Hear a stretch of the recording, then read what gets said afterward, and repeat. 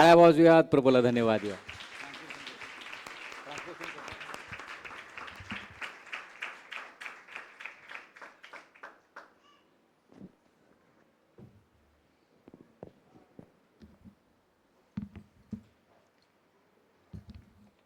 Praise the Lord.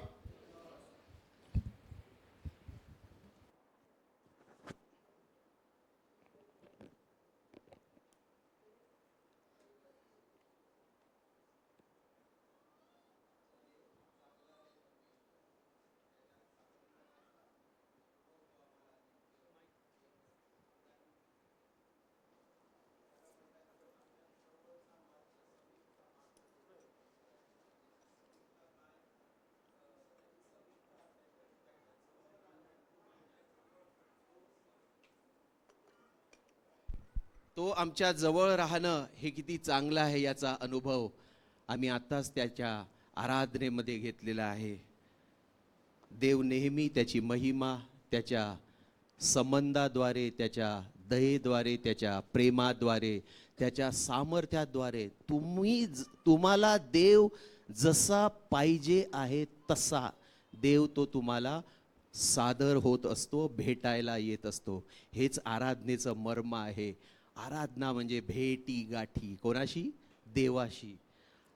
आणि आणि आणि खरोखरच म्हणून मंडईमध्ये किंवा देवाच्या उपासनेचा भाग जे आहे हे देवाची आराधना करणं आहे.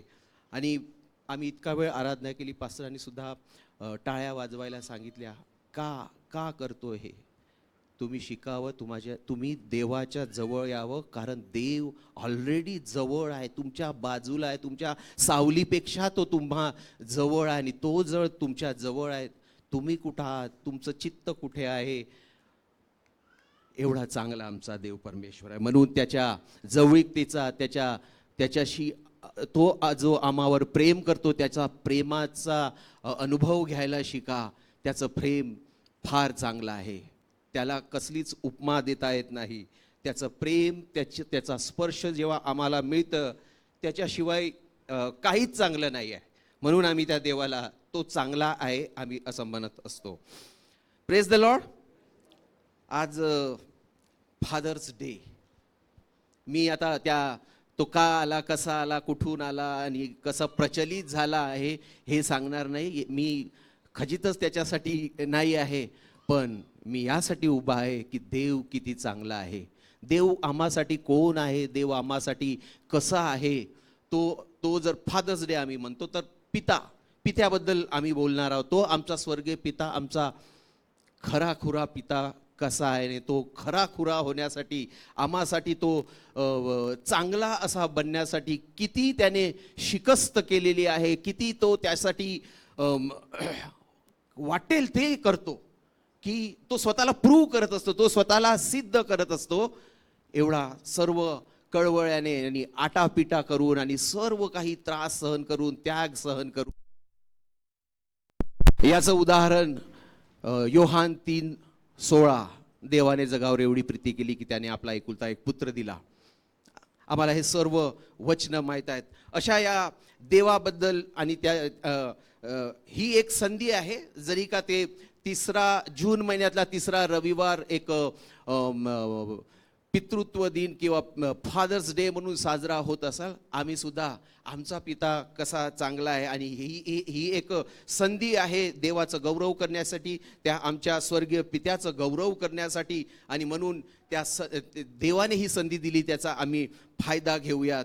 पुन्हा एक वार देव किती चांगला याचा अनुभव त्याच्या वचनातून शिकून घेऊयात. तर फादर हे जे पिता जे असं एक व्यक्तिमत्व आहे, त्या व्यक्तिमत्वाची छाव प्रियानो आमच्या जीवनामध्ये आहे.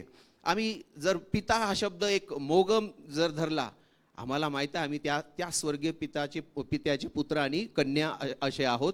आणि आमचा जो बायोलॉजिकल पिता आहे, आमचा या जगिक पिता आहे, तो पण आमचा पिता आम्हा सोबत आमच्या घरामध्ये, परिवारामध्ये राहत असतो आणि आम्ही अशा रीतीने जोडल्या गेल्या. तर पितृत्व किंवा पिता हे एक असं व्यक्तिमत्व आहे किंवा ही एक संधी आहे प्रियानो, की त्या पित्याबद्दल मग तो आपला जगिक पिता असो किंवा स्वर्गीय पिता असो, ही एक संधी आहे. त्याच्या वचनातून बोलणं, त्याच्या पितृत्वाबद्दल बोलणं ही एक संधी आहे, एक त्याच्याबद्दलची कृतज्ञता व्यक्त करण्यासाठी, कारण त्याने आम्हासाठी सर्व काही केलेले आहे.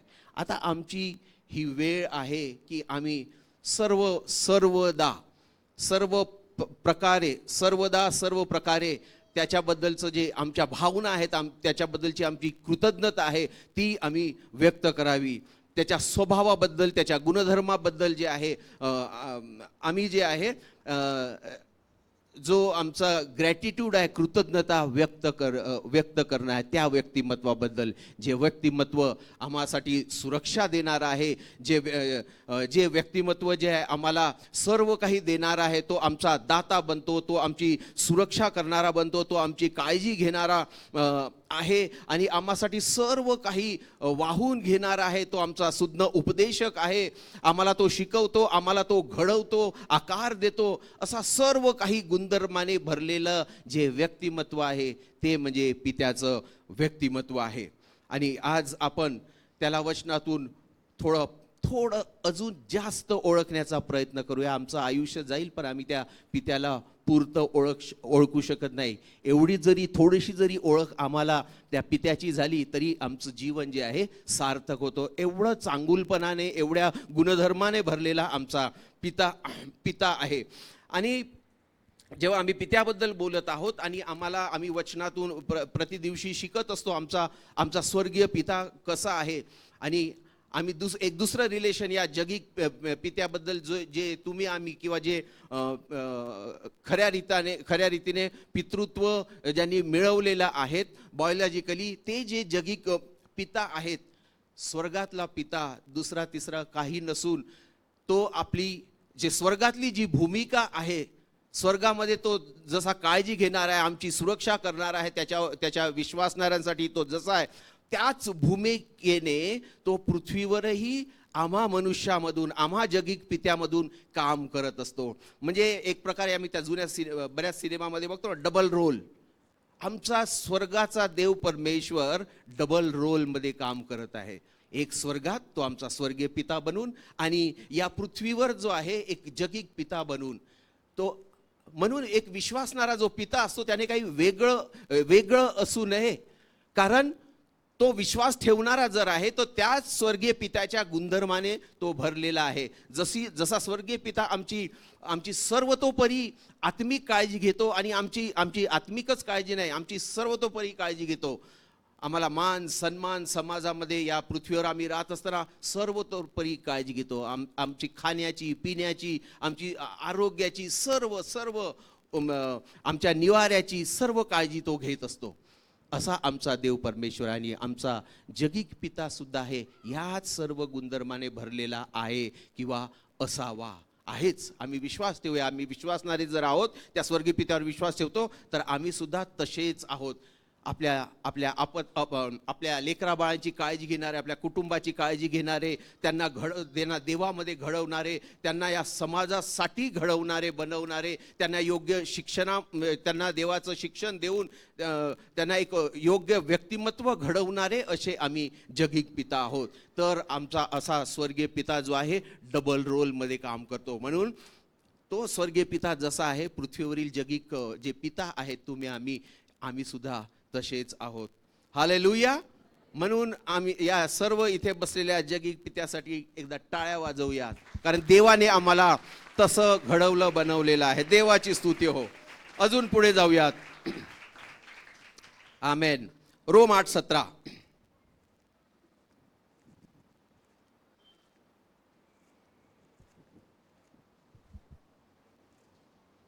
आणि जर लेकरे तर अर्थात वारिस आहो, म्हणजे देवाचे वारिस, ख्रिस्ताबरोबर एकत्रातील वारिस असे आहो.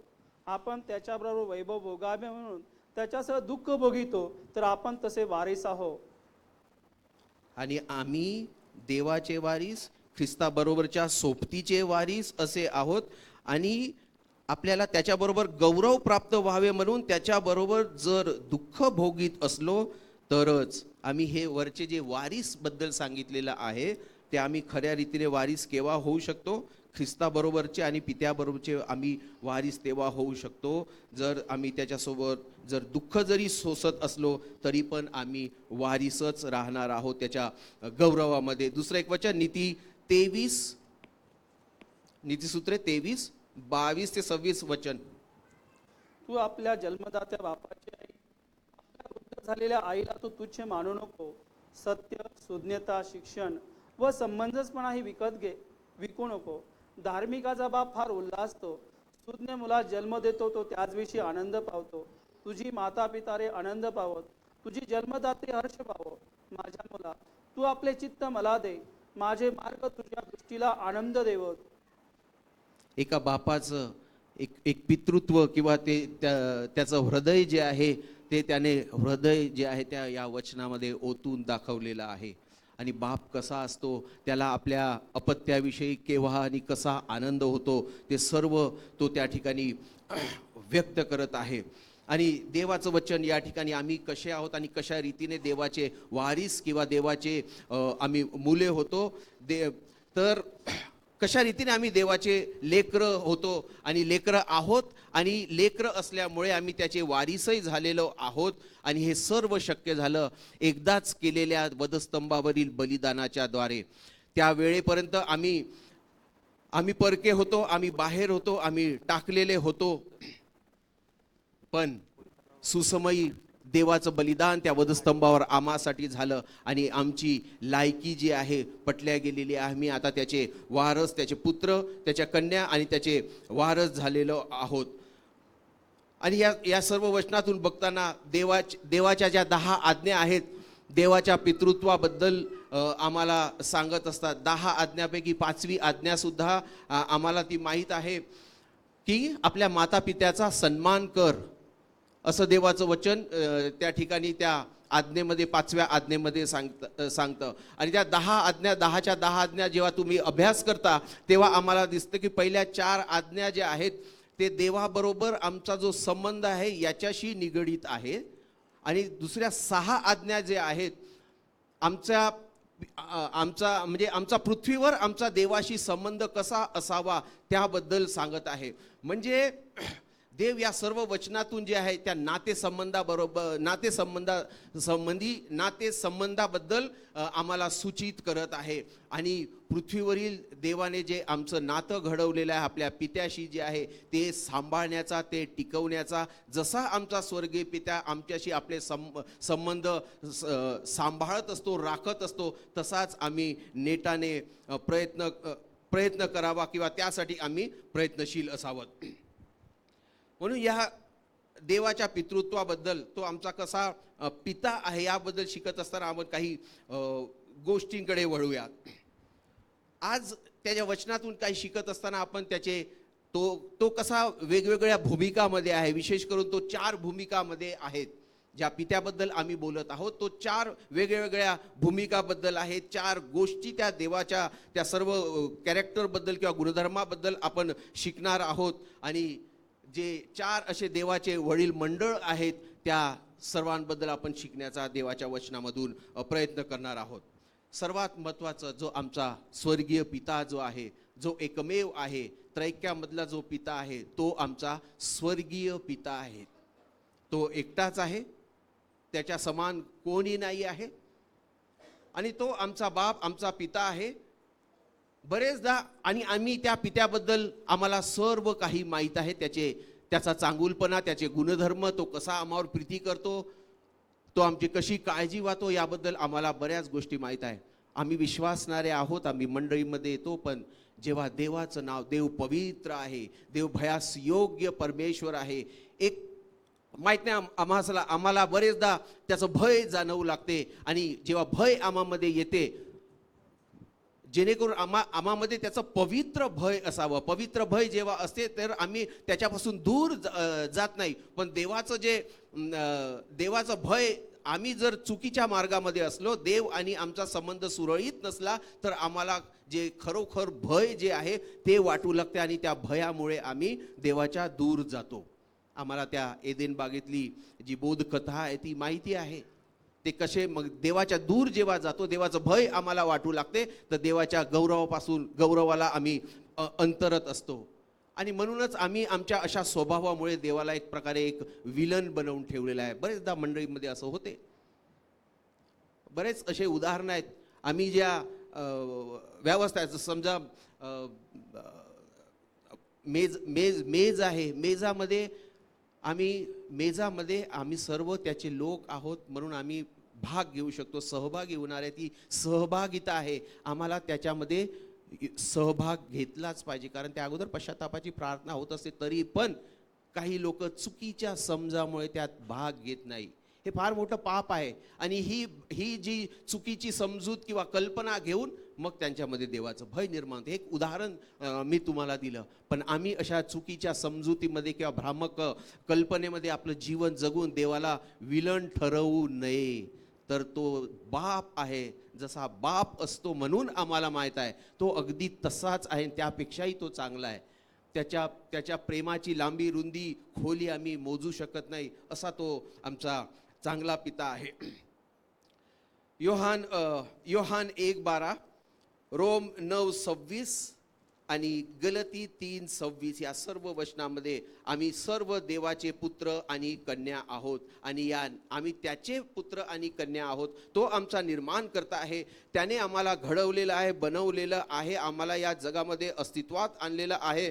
म्हणून त्या जिवंत देवाचे आम्ही पुत्र आणि कन्या आहोत. आणि असं बनवून त्याने त्या स्वर्गीय पिता होण्याचं जे नातेसंबंध आहे आमच्याशी देवाने प्रस्थापित केलेलं आहे. आम्ही जेव्हा जुन्या करारामध्ये बघतो अब्रामाविषयी किंवा मोशेविषयी, अनेकदा दासाविषयी, तो माझा दास आहे, तो माझा सेवक आहे, याबद्दल आपल्याला ऐकायला मिळते. दास आणि सेवक म्हटलं तर चाकर, गुलाम याच शब्दाची प्रचिती जे आहे आम्हाला येते. पण प्रियानो, तुम्हाला मला सांगू द्या, आम्ही नवीन कराराचे लोक आहोत. का नवीन कराराचे लोक आहोत? कारण एकदाच केलेल्या त्या वधस्तंभावरील बलिदानाद्वारे जे आहे, आम्ही आता दास नाही किंवा आम्ही सेवक नाही, तर त्या जिवंत देवाचे पुत्र आणि कन्या असे बनलेले आहोत. आता आमची जागा जी आहे त्या दासाप्रमाणे पायाजवळ नाही किंवा खाली नाही, तर आम्ही प्रशस्त स्थळी ख्रिस्ताच्या बलिदानाद्वारे वर त्यावरील विश्वासाद्वारे प्रशस्त स्थळी जे आहे आम्ही बसवल्या गेलेल्या आहोत. आम्ही खाली बसणारे गुलाम नाही किंवा आम्ही मागचे नाही, तर आम्ही अग्रणी असणारे, आम्ही पुढे असणारे असे लोक आहोत. असे आम्ही स्वर्गाचे वारीस असे लोक आहोत. असे आम्ही त्या देवाच्या उराशी टेकलेले असे आम्ही लोक आहोत. असा आमच्या स्वर्गीय पित्याशी संबंध आहे. आणि तो संबंध त्या पित्याने, तो आमचा पिता होऊन तो संबंध त्याने प्रस्थापित केलेला आहे. म्हणून आम्ही धीराने त्याच्या उराशी जाऊ शकतो, त्याच्याशी बोलू शकतो, त्याच्याशी संबंध साधू शकतो, त्याच्यावर प्रेम करू शकतो. कारण आपलं सर्वस्व, सर्व प्रेम, सर्व काही त्याग जो आहे त्याने आम्हासाठी केलेला आहे. त्या त्यागाद्वारे हे संबंध त्याने प्रस्थापित केलेले आहे. तो सर्वांचा अधिपती आहे.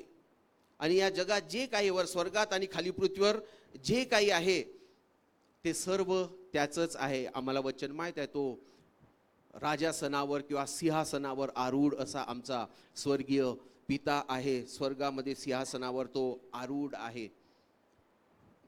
आणि जेव्हा आम्ही असं म्हणतो आणि असा विश्वास ठेवतो, बरेचदा आम्ही जे मूळच आहे, जे बेसिकच आहे, तेच समजण्याची जी आहे चूक करतो. जर आमचा स्वर्गाचा पिता, आमचा राजांचा राजा, प्रभूंचा प्रभू स्वर्गीय सिंहासनावर स्वर्गामध्ये बसवल्या गेलेला आहे आणि तो स्वर्गाचा आणि पृथ्वीचा चालक, मालक, त्राता, दाता, सर्वस्व आहे, म्हणजे जे आकाशात आणि पृथ्वी, स्वर्गात आणि पृथ्वीवर ते सर्व त्याचा आहे. असा श्रीमंत, असा महान, असा मोठा, असा सर्वव्यापी, सार्वभौम, सर्वशक्तिमान, सर्व श्रीमंत जो आहे तो आमचा पिता आहे. आणि त्याचे आम्ही पुत्र कन्या असल्यामुळे, वारीस असल्यामुळे त्याचं जे आहे ते सर्व आमचं आहे. देवाचे लोक भिकेला लागलेले कधी पाहिले का हो? किंवा येशू के नाम से दे दो असा कधी भिकारी पाहिला? ट्रेनमध्ये, बसमध्ये, कुठेही पाहिला कधी? हा आमचा देव परमेश्वर आहे. हा आमचा महान, सामर्थी, प्रतापी, दाता, देणारा राजा, जो स्वतः सिंहासनावर आरूढ आहे, त्याच्या बाजूला त्याने आम्हाला बसवलेला आहे, त्या वरच्या जागेवर त्याने आमची जागा प्रस्थापित केलेली आहे आणि हे देवावरील विश्वासाद्वारे झालो असा आहे. आणि राजाचा मुलगा हा राजाच बनतो. एखादा जो गरीब आहे तो राजा बनू शकतो, जो गरीब आहे तो राजा बनू शकतो, पण राजाचा मुलगा तो ऑलरेडी राजाच असतो, राजकुमार असतो, राजाच असतो. म्हणजे राजाचे सर्व जी सुख समृद्धी आहे हा त्याला अधिकार आहे त्याचा उपभोग घेण्याचा. तसे तुम्ही आणि आम्ही लोक आहोत आणि तसा तो आमचा स्वर्गीय पिता आहे. अशा रीतीने तो जो आमचा पिता आहे तो आम्हासाठी असा आहे आणि तो आमची काळजी घेतो, आमची सुरक्षा, तो आमची सर्व प्रकारे आम्हाला सुरक्षित ठेवतो, आमची सुरक्षा घेतो, आम्हाला घडवतो, बनवतो, म्हणून तो आमचा त्राता आहे. अगदी आई जशी आपल्या लहान लेकरांची काळजी घेते सर्व बाबतीत, त्या लहान लेकराला काही कळत नाही, हे कसं करावं, काय करावं, सू शी, आम्हाला माहीत आहे सर्व उदाहरणं आम्ही आम्ही आम्ही आम्ही बघतो. आम्ही माता आहोत, आम्ही पिता आहोत. तर त्या आईप्रमाणे तो जो आहे आम्हाला काय पाहिजे, केव्हा काय पाहिजे, केव्हा काय आम्ही करत असतो याची सर्व जाणीव, याची ओळख त्याला असते आणि त्या त्या वेळेस तो आमची सर्व गरजा जो आहे पूर्ण करून आम्हाला आनंदी असं बनवत असतो. आणि हे सर्व करत असताना कुठलीच कंडिशन किंवा कुठलीच अट जो आहे तो ठेवत नाही. आणि म्हणून आमचा देव असा चांगला देव परमेश्वर आहे आणि त्या देवाचे जे आहेत आम्ही पुत्र आणि कन्या आहोत, त्याचे वारस आहोत. तो अधिकार आम्हाला मिळालेला आहे. देवाचा नियम जो आहे प्रियानो, तो एखाद्या पेरणे आणि कापणी करण्यासारखा आहे. हा देवाचा नियम आहे, पेरणे आणि कापणी करणे. योहान 3:16, देवाने जगावर एवढी प्रीती केली की त्याने आपला एकुलता एक पुत्र दिला. पुढे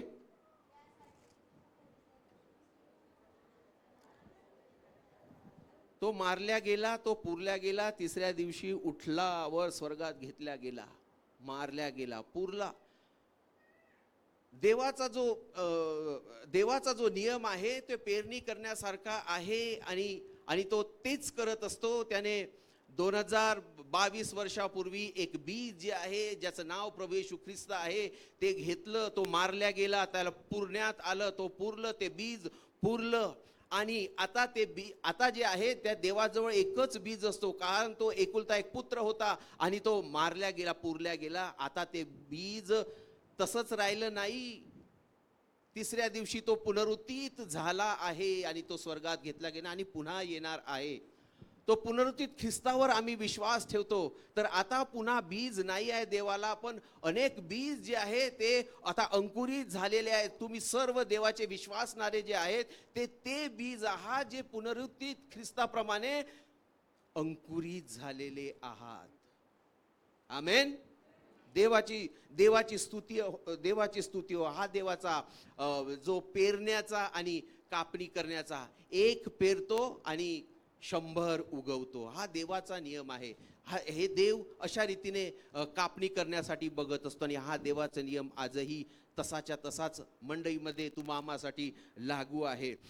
आणि हे सर्व देवाने आम्हाला त्या पुनरुत्थित ख्रिस्ताचे भागी किंवा साक्षी बनवून जे आहे नव्याने पुनरुत्थित करून आम्ही या जगामध्ये होतो. आमची कृत्ये फाटक्या त्या वस्त्रासारखी होती, त्या घाणीमध्ये आम्ही जीवन जगत होतो. पण एक दिवस आमची त्या सत्य म्हटलेल्या ख्रिस्ताची ओळख झाली आणि आम्हीही जेव्हा विश्वास ठेवून पाण्यामध्ये बुडतो, आम्ही मरतो आणि पुन्हा आम्ही अंकुरित झालेलो आहोत.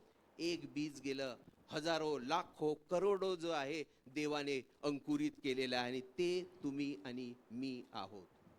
ते तुम्ही आणि मी आहोत. हे देवाचं जे आहे काम करण्याची पद्धत आहे आणि अशा रीतीने त्याची मुले होण्याचा अधिकार देवाने आम्हास दिलेला आहे. पुनरुत्थित ख्रिस्ता संगती त्याने आम्हास बसवलेला आहे. आम्ही बँकेमधला एक नियम बघतो. वारस म्हणून जर कोण्या अपत्याची किंवा मुलाची सही असेल आणि खातं जर पित्याचं असेल तर पित्याची सही तर चालतेच, पण जर पिता उपस्थित नसेल तर त्या पुत्राची सही सुद्धा त्या ठिकाणी चालते. आणि जे काही आम्हाला हवं आहे किंवा बँकेतून जे काही कॅश आम्हाला विड्रॉ करायचे आहे ते शक्य होत असते. प्रभू येशूशी आम्ही वारस या नात्याने त्या देवाशी, देवाच्या सर्व संपत्तीशी वारस होणे म्हणजे काय आहे ते हेच आहे. अशा रीतीने जोडल्या गेलेला ते सर्व अधिकार आता आम्हाला मिळाले आणि आम्ही त्यासाठी अशा रीतीने को हायर्ड झालेलो आहे. आता आम्हाला ते अधिकार मिळालेले आहे. आमची सुद्धा सही चालते, आमची सुद्धा सही चालते. ते अधिकार प्रियानो तुम्हा आम्हामध्ये आहे. असे त्या स्वर्गीय पित्याने आम्हाला अधिकार दिलेला आहे. आणि तो स्वर्गीय पिता जो आहे तो आमचा दाता आहे, काळजी घेणारा आहे, सर्वस्व देणारा आहे. आम्हाला जे त्याचे अधिकार आहे त्या अधिकाराने आम्हाला भरणारा आहे. तो आमचा खऱ्या रीतीने पालक आहे. म्हणून जो स्वर्गीय पिता जो आहे आमचा स्तवनीय आहे, त्या सर्व सन्मानास योग्य आहे. म्हणूनच त्याची आणि त्याचीच आराधना, त्याच्याच नावामध्ये सर्व काही मागतो आम्ही, तेव्हा आम्हाला ते प्राप्त, त्याच्या जवळ जेव्हा आम्ही मागतो तेव्हा आम्हाला प्राप्त होते. दुसरं उदाहरण ज्या जगिक पित्याबद्दल आपण थोडकं बघण्याचा प्रयत्न करूया. जगिक पिता, तुम्ही आम्ही ज्यांना अपत्य प्राप्त झालेले आहेत, बायोलॉजिकल जे आहेत, जे पिता आहेत, जे तुमचा आमचा जो दैहिक जन्म ज्या पृथ्वीवर होण्यासाठी कारणीभूत आहे, माता पित्याद्वारे म्हणजे पुत्रांचा किंवा कन्यांचा जन्म होत असतो. आणि ते जे माता पिता आहेत किंवा पिता जे आहेत आमच्या पृथ्वीवरील जन्मासाठी काय आहेत, कारणीभूत आहेत. आणि म्हणूनच त्याला आम्ही आमचा पृथ्वीवरील जन्मदाता म्हणतो. जसा आमचा स्वर्गाचा जन्मदाता आहे आणि त्याने आम्हाला आत्मिकरित्या जन्माला घातलं विश्वासाच्या द्वारे, तसा आमचा जगिक पिता जो आहे तो आमचा जन्मदाता आहे. त्यावर आम्ही या पृथ्वीवर आलो. आमचं एक्झिस्टन्स, आमचं अस्तित्व त्याच्याद्वाराच या पृथ्वीवर आहे. आणि तो त्या जगिक पित्याद्वारा जो आहे आपल्या अपत्याची काळजी घेत असतो, आम्हाला आशीर्वादित करत असतो. आणि आमचं या पृथ्वीवर येण्यामध्ये सुद्धा त्या स्वर्गीय पित्याचाच हात आहे, त्याच्याच योजनेनुसार आहे. आणि त्याच्या योजनेचा जर हा भाग नसता तर आम्ही विश्वासामध्ये आलो नसतो. कुठं असतो माहीत नाही. त्याच्याच स्वर्गीय पित्याचं आपलं प्रत्येक ठिकाणी तो आपलं अस्तित्व ठेवत असतो. त्याच्याच योजनेचा भाग होता. म्हणून आम्ही एका विश्वासणाऱ्यांच्या घरामध्ये त्याचे पुत्र आणि कन्या म्हणून निर्माण झालेलो आहोत. हे आमचं सौभाग्य आहे. आता नाही, नंतर झालेलं. कारण देवाचे बेत आणि संकल्प आहे सर्वांचं तारण व्हावं आणि ते देवाच्या सत्याप्रत पोहोचवावे. तारणाची योजना आहे आणि ते करण्यासाठी देव काम करत आहे. आज जर कोणाचं तारण झालं नाही, उद्या नक्की होणार आहे.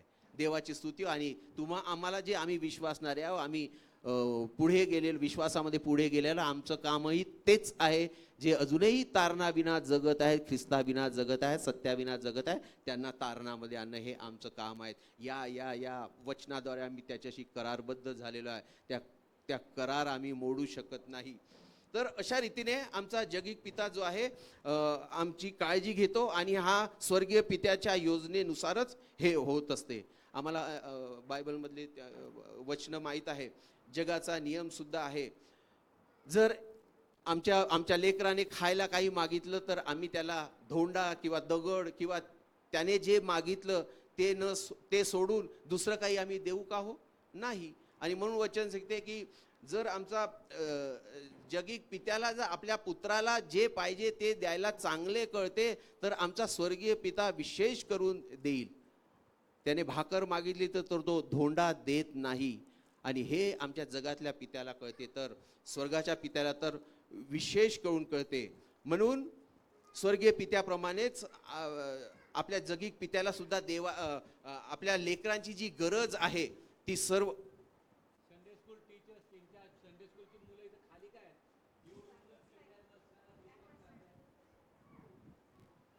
हालेलुया.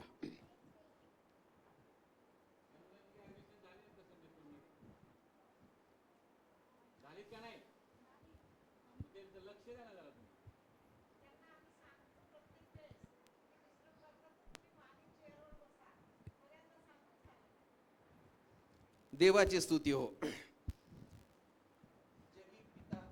घेणारा आमचा पिता आहे आणि त्याला आपल्या लेकरांना चांगलं काय पाहिजे, काय हवं आहे ते कळत असते आणि तो विशेष करून आमची काळजी घेत असतो. जे सर्व जे आहे ते देत असतो. बरेच उदाहरणं बघतो. आम्हाला चोर किंवा एखाद्या गँगस्टर्स माहीत आहे, गुंड, आम्ही कधी विचार केला का त्यांचं कुटुंब असते, त्यांचं सुद्धा कुटुंब असते आणि ते आपल्या कुटुंबासाठी, आपल्या लेकरांसाठी वाटेल ते करतात.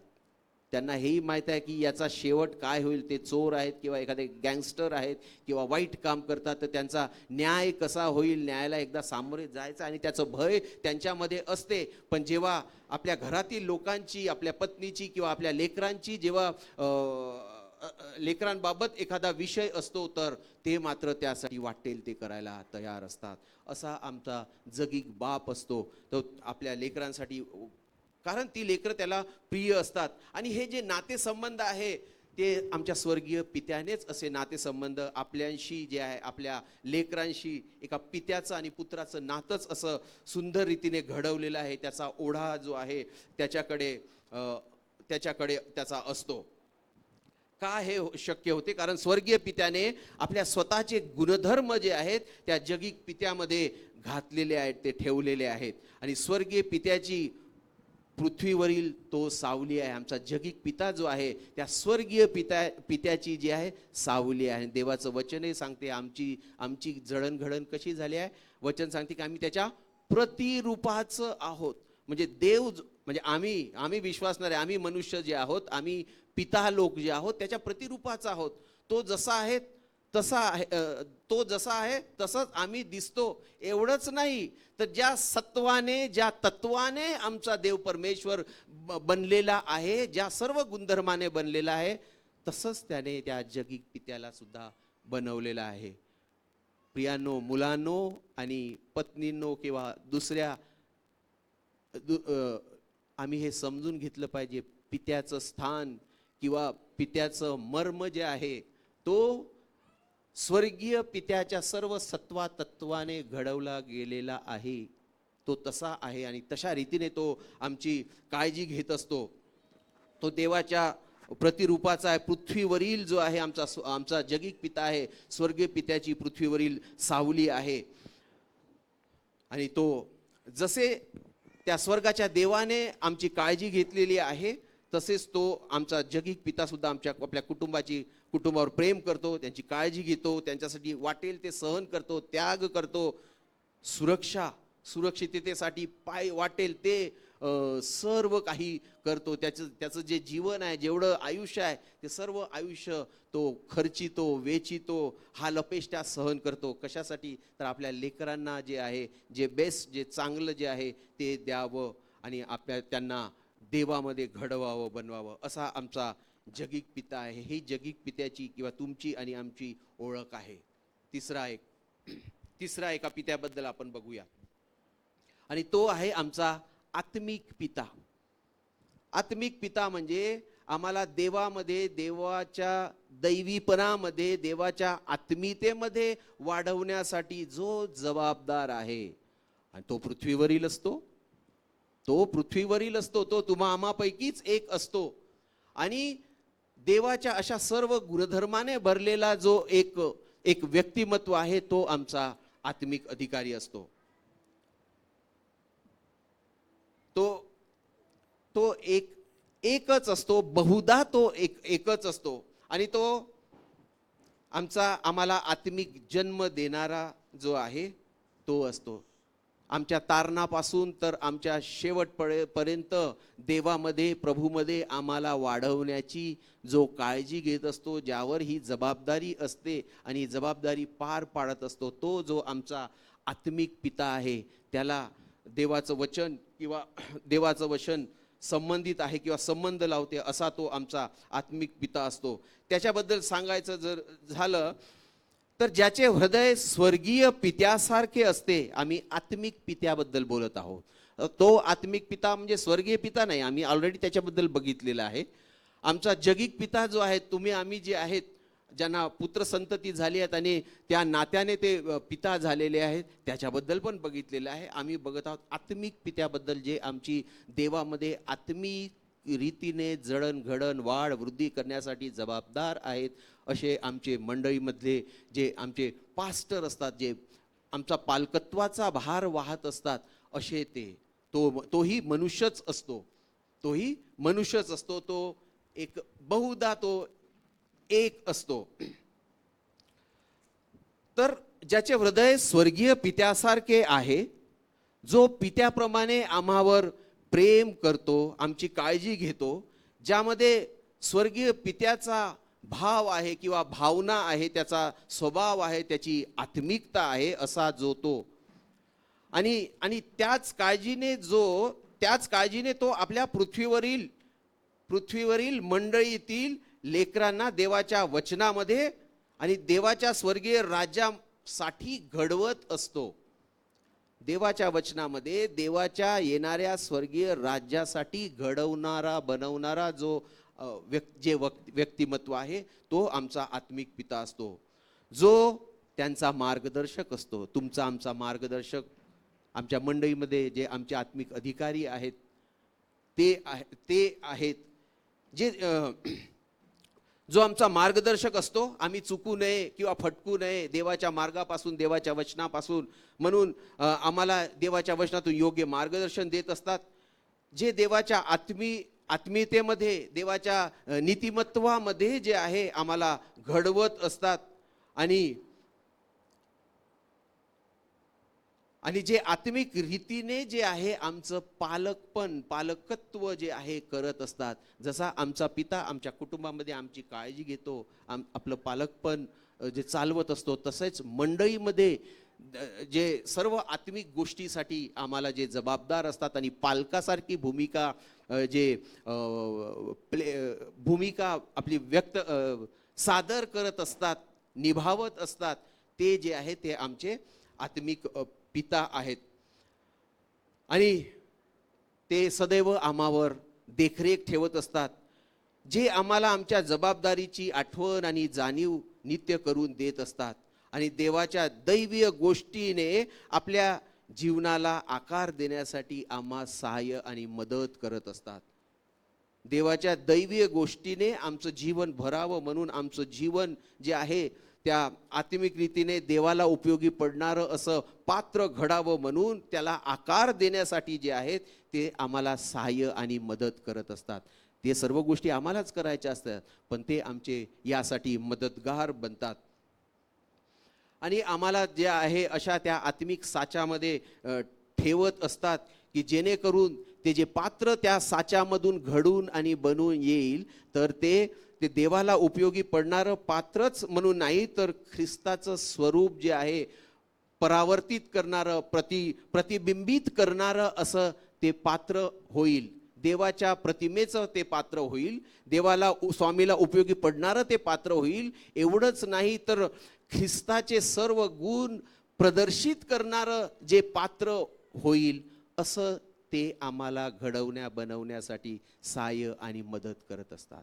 ते आमचे सुज्ञोपदेशक, ते आमचे मार्गदर्शक, अशा रीतीने एका देवाप्रमाणे जे आहे पृथ्वीवर मंडळीमध्ये आमचे जे आत्मिक अधिकारी जे आहेत, म्हणजे आमचा आत्मिक पिता, म्हणजे आमचे पास्टर जे आहेत, अशा रीतीने आमची काळजी घेणारे जे आहेत ते आमचे आत्मिक पिता आहेत, आत्मिक अधिकारी आहेत. देवाच्या वचनातून सांगताना पौल आणि तिमोथ्यामधलं नातं आम्हाला माहीत आहे.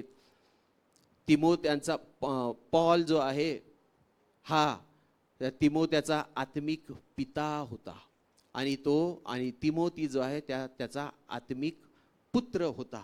आणि हे नातं जे आहे एकमेकांना पूरक आहे. मंडळी एक कुटुंबासारखी आहे आणि तुम्ही आणि आम्ही अशा नातेसंबंधांनी जुळले गेलेलो आहोत. आम्हाला आत्मिक अधिकारी किंवा आत्मिक पित्याची गरज आहेच आहे. आम्ही एकटं स्वयंपूर्ण कधीच होऊ शकत नाही आणि हे देवाच्या व्यवस्थेविरुद्ध आहे. देवाची व्यवस्था अशी नाही. देवाची व्यवस्था अशी नाही. आम्हाला आत्मिक अधिकारी किंवा आत्मिक पिता असावात आणि आम्हाला सुद्धा कोणीतरी आत्मिक पुत्र असावात. त्या पुत्राशिवाय पिता अपुरा आहे आणि पित्याशिवाय जो आहे पुत्र अपुरा आहे. तर असं पूरक नातं जे आहेत, पूरक संबंध जे आहे मंडईमध्ये देवाने घडवून आणि बनवून ठेवलेलं आहे. असं सुंदर नातं जे आहे पौल आणि तिमोथेच्या द्वारे आम्हाला बघायला मिळतं. आणि मंडईमध्ये जे वडील वर्ग असतात, देवाचं वचन सांगते की तुम्हाला बहुत सुमंत्री काउन्सिलर असावेत. बरेचसे वडील वर्ग असतात आणि आपल्या सुद्धा मंडईमध्ये एखादा विषय असेल, काही वेगवेगळे विषय असतात, वेगवेगळ्या कारणं असतात आणि त्या कारणासाठी जे आहेत मंडईचे वडील आणि पास्टर सल्लामसलत करत असतात. त्याचं निरसन करण्यासाठी कशा रीतीने एखादी गोष्ट हाताळावी त्याबद्दल चर्चा करत असतात. आणि सर्व देवाच्या आत्म्याने भरलेले हे लोक जेव्हा एकत्र बसून त्यावर विचार करतात प्रार्थनापूर्वक आणि त्यामधून योग्य तो निर्णय बाहेर येते. आणि म्हणजे तो एक दुसऱ्याच्या सल्ला मसलतीने, म्हणजे पौल आणि तिमोथेच्या एकत्र येण्याद्वारे त्या पूर्ण संबंधाची पूर्तती घेतल्याने होते. म्हणजे एकटाच जो आहे कोणी स्वयंपूर्त नाही. म्हणून तिमोथ्याशिवाय पौल काहीच नाही आणि पौलाशिवाय जो आहे तिमोथी काहीच नाही. अशी जडणघडण मंडळीची देवाने केलेली आहे. असा तो आमचा पिता आहे. असा तो आमचा पिता आहे, आमचा आत्मिक पिता आहे. आणि बरेचदा आम्ही बऱ्याच गोष्टी बघत असतो. हा माझा आत्मिक पिता आहे, तो माझा आत्मिक पिता जो आहे तो तिथे राहतो, तो अमेरिकेला आहे. मी त्याच्या बऱ्याच काय मेसेज ऐकलेले आहेत. नाही म्हणतात तो, अशी आमची बरीचदा मनधरणी होते किंवा असा आमचं एक स्वभाव असतो. चांगला आहे, आम्ही एखाद्या मोठ्या दासांचे मेसेजेस ऐकतो, त्यांना फॉलो करतो, एकदम चांगला आहे, करावे. पण जेव्हा आम्ही आत्मिक पित्याबद्दल बोलतो ते जास्त नसतात, तो एकच असतो. मग काय अशी गरज आहे, काय गोष्टीची पूर्तता त्या ठिकाणी होणं गरजेचं आहे म्हणजे खऱ्या रीतीने हा माझा आत्मिक पिता आहे असं आम्ही मानू शकतो. तर काही क्वालिटी जे आहेत ते असणं गरजेचे आहे, ज्याद्वारे आम्ही ओळखू शकतो किंवा समजू शकतो की हा आमचा आत्मिक पिता आहे. जर आम्ही एखाद्या देवाच्या मोठ्या दासाला जे अमेरिकेमध्ये आहे त्याला फॉलो करत राहिलो तर आम्हाला जेव्हा गरज आहे त्याच्याशी संबंध साधणं गरजेचं होईल का? त्यांच्याशी जवळीकता साधणं शक्य होईल का? आम्ही फोनने एकदा, दोनदा, तीनदा, पाचदा, महिन्यातून, वर्षातून बोलू शकू, पण नेहमी आमची गरज तर वारंवार असतो. म्हणून असं एक व्यक्तिमत्व जे आमच्याशी नेहमी संबंधित असेल, जुळलेलं असेल, आमच्या नेहमी येणाऱ्या गरजांनुसार आम्ही त्याला भेटू शकतो, त्यांच्याशी बोलू शकतो, त्यांच्याशी जवळीक साधू शकतो, त्यांच्या सहभागितेचा आणि त्यांच्या सल्ल्याने आम्ही आशीर्वादित होऊ शकतो, नेहमी कनेक्ट ज्यांच्याशी आम्ही राहू शकतो. असं जे व्यक्तिमत्व आहे ते व्यक्तिमत्व म्हणजे आमचा आत्मिक पिता. असे आत्मिक पिता मंडईमध्ये असावेत. आणि मंडईमध्ये असणारे जे वडील आहेत ते सुद्धा याच समानार्थी आहेत. ज्याप्रमाणे पाळक त्याप्रमाणे मंडईमधले जे वडील आहे ते सुद्धा त्याच आत्मिक पित्याचा दर्जा असणारे आहेत आणि देवाने त्यांना ठेवलेला आहे. आणि मंडळीसाठी जे आहेत ते वडील तेवढ्याच समानार्थ, तेवढ्याच क्वालिटीचे, तेवढ्याच योग्यतेचे आहेत.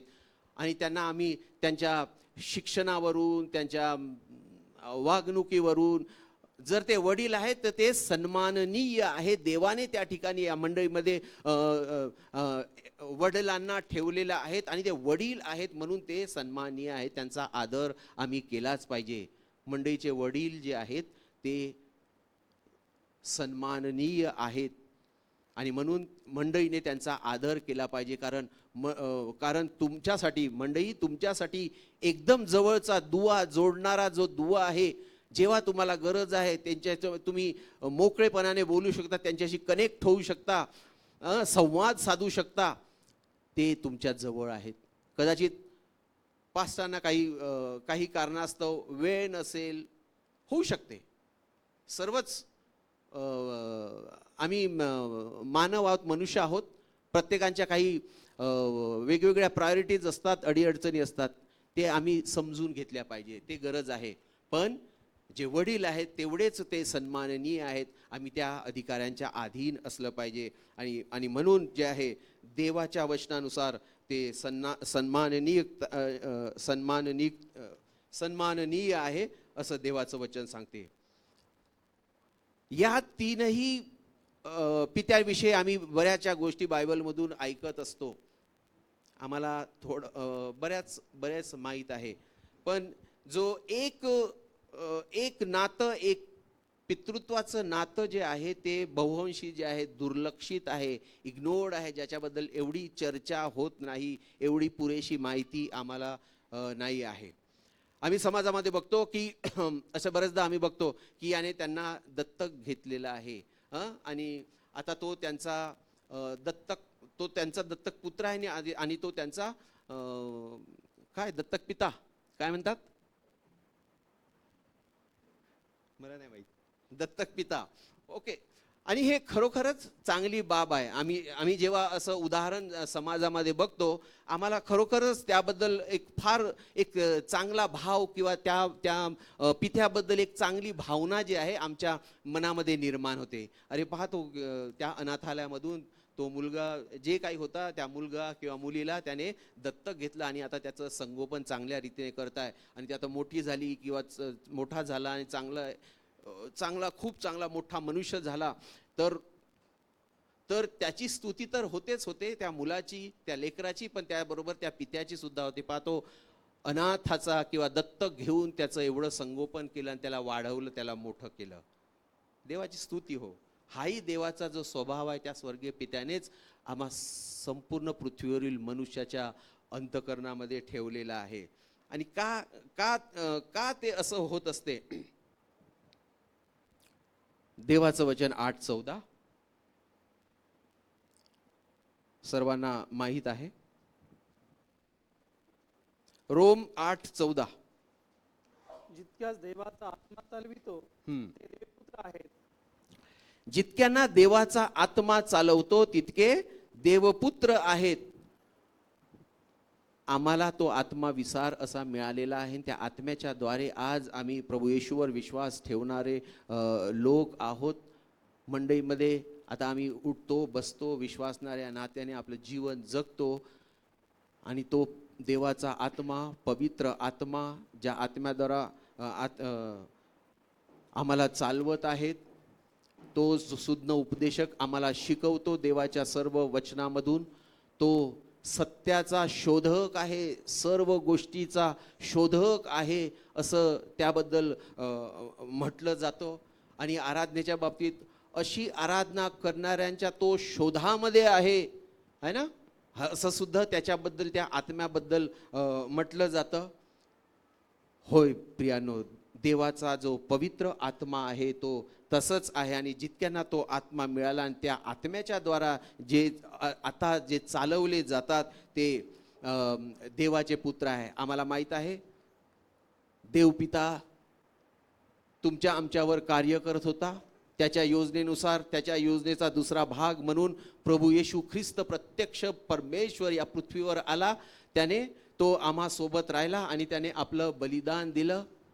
त्रैक्य देवामधला जो पुत्र तोही आता गेला, तोही येशू, प्रभू येशू देव, तोही आता आम्हा सोबत नाहीये. तो मारला गेला, पुरला गेला, वर स्वर्गात घेतला गेला.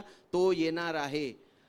योहानाच्या शुभवर्तमानामध्ये येशू म्हणतो की माझे जाणे ते तुमच्या हिताचे आहेत. मी जाईल म्हणजे तो देवाचा कैवारी आत्मा पाठवेल. मग आता पृथ्वीवर कोण आहे? आता पृथ्वीवर कोण आहे आमचा सांभाळ करायसाठी? देव त्याच्या मनुष्याच्या उद्धाराच्या योजनेवर काम करत आहे. तो आम्हा त्याच्याबद्दल असं म्हटलंय, तो कधीच आम्हाला सोडणार नाही, टाकणार नाही. तो कधीच सोडत नाही आहे. पिता होता, पुत्र होता आणि आता त्याने आम्हाला अनाथ आणि पोरकं सोडलं नाही, तर त्याने त्याचा पवित्र आत्मा दिला. देवाने आपली उपस्थिती जे आहे, एक प्रकारे हंगामी कलेक्टर, हंगामी हे ते अधिकारी असतात ना, हंगामी आत्ता सद्य परिस्थितीमध्ये देवाने आपली उपस्थिती आम्हा सोबतची सोडली नाही आहे. त्याचा पवित्र आत्मा, प्रत्यक्ष देव परमेश्वर, त्रैक्यामधला एक देव परमेश्वर, पूर्ण सामर्थ्याने, पूर्ण देवाच्या सत्वाने, तत्वाने, गुणधर्माने भरून आम्हा सोबत आहे, आम्हामध्ये कार्य करत आहे. अशा रीतीने त्या पवित्र आत्म्याने आम्हाला दत्तक घेतलेलं आहे.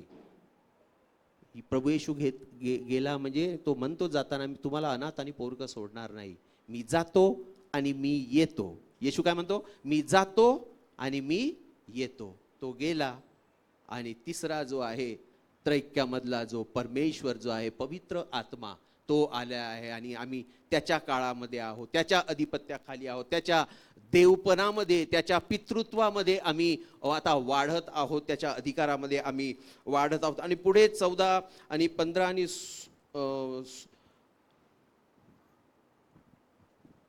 16व्या वचनामध्ये असं लिहिलं आहे की तो आत्मा स्वतः आपल्या बरोबर साक्ष देतो की आपण देवाची मुले आहोत. आणि 17 वचन आम्ही वाचलेलंच आहे की आम्ही त्याचे वारसही आहोत, आम्ही देवाची मुले आहोत. त्या आत्म्याच्या द्वारा आता तोच अधिकार, तेच नातेसंबंध देवाच्या पवित्र आत्म्याने प्रस्थापित केलेलं आहे. त्याने आम्हाला अनाथ असं किंवा पोरक जे आहे सोडलेलं नाही आहे. जितक्यांना देवाचा आत्मा चालतो तितके देवपुत्र आहे. यापूर्वी आम्ही बाहेर होतो, आम्ही अनाथ होतो, आम्ही टाकून दिलेलो होतो, आम्ही ज्या देवाच्या परिवाराचा एक भाग किंवा सदस्य नव्हतो, कारण आम्ही त्यासाठी लायकच नव्हतो, आम्ही बाहेरचे होतो. अशा वेळेस येशूने आमचा हात धरला. 2022 वर्षापूर्वी स्वतःच्या बलिदानाने त्याने सर्व काही जे आहे ते खंडून विकत घेतलं. त्याने आमचा हात धरला आणि त्याने आम्हाला आता त्या घरात आणलेला आहे. त्याने आम्हाला मंडई म्हटलेल्या या कुटुंबामध्ये त्याने आम्हाला आणलेला आहे आणि त्या देवाच्या या कुटुंबाचा भाग बनवलेला आहे. कोणी बनवला आहे? देवाच्या आत्म्याने. तो देवाचा आत्मा जो आहे, पालकत्वाचा आत्मा, तो आमचं पालकत्व आता करतात. तो आमचा पिता आहे, त्याने आम्हाला दत्तक घेतलेला आहे. त्याने आम्हाला त्याच्या कुटुंबाचा भाग बनवला आहे, त्याचं पुत्र आणि कन्या असं म्हणून, आणि सर्वतोपरी त्याने आम्हाला लायक बनवलेलं आहे आणि त्या आत्म्याने चिन्हित केलेलं आहे. देवाच्या लोकांना उधळ्या पुत्राचा जी बोधकथा आहे ते तुम्हाला माहीत आहे. तो पुत्र जातो आपल्या पित्याचं घर सोडून आणि जातो.